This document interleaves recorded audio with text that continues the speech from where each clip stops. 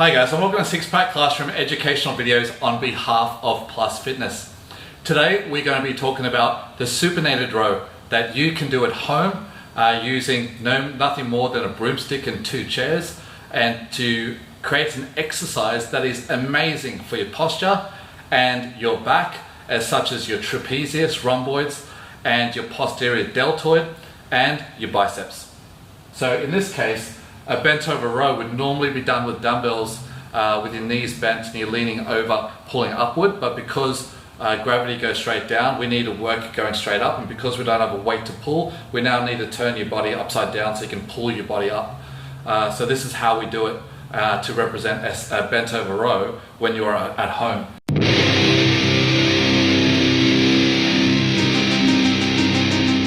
What I want you to do is set up your exercise where you've got 2 chairs and you have a broomstick over the top. So this is kind of like doing a seated row with the cables, or a machine row. We're actually pulling towards your body, squeezing your back together. The primary muscles here, like I said before, is your trapezius, rhomboids, posterior deltoid, and your bicep. So here, safety first, we spoke about that. If you feel like the setup of this exercise is not safe, then make it safe before you continue going. Now here, elbow angle plays a very large role.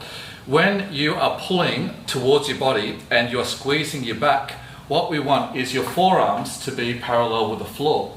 So what happens is your elbows need to come down on a 45-degree angle so you can get in a position where you can squeeze your back. So if you just stand upright for me right now and just close your eyes and just think about squeezing your back together, right? Now open your eyes, that's where the bar should be.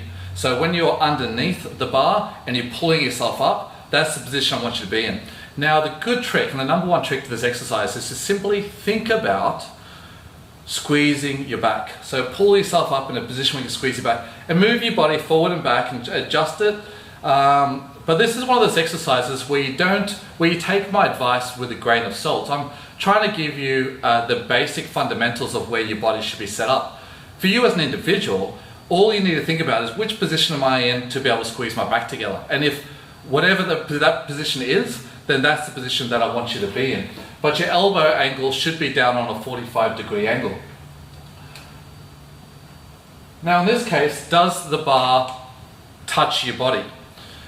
Well, it's all about how long your levers are and how much of a contraction you can get on your back.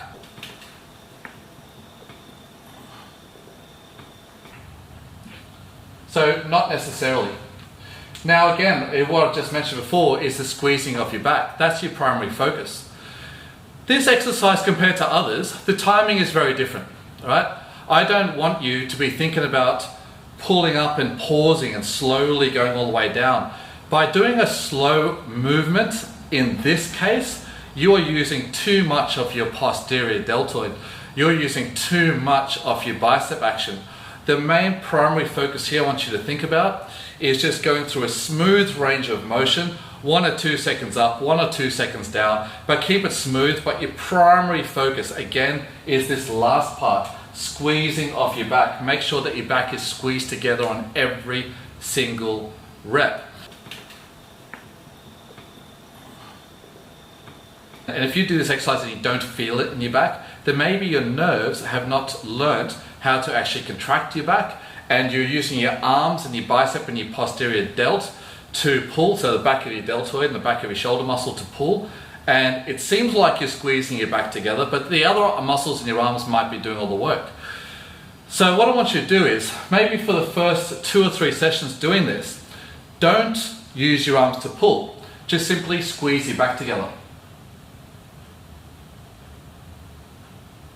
By simply squeezing your back together, not using your arms, your brain has no choice but to use this primary muscle, being your trapezius.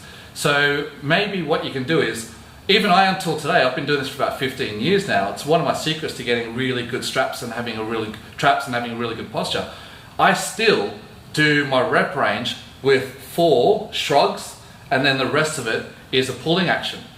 So I still do that till today, just to make sure my brain pre-fatigues my trapezius so it gets a better workout compared to my arms, and to ensure I get good neurological activation. So my brain is contracting that muscle. So when I start using my arms, it's still using my trapezius as its primary muscle. All you're thinking about is going through a smooth range of motion and squeezing you back together. If you do that right, I can pretty much guarantee you're doing a perfect supinated row.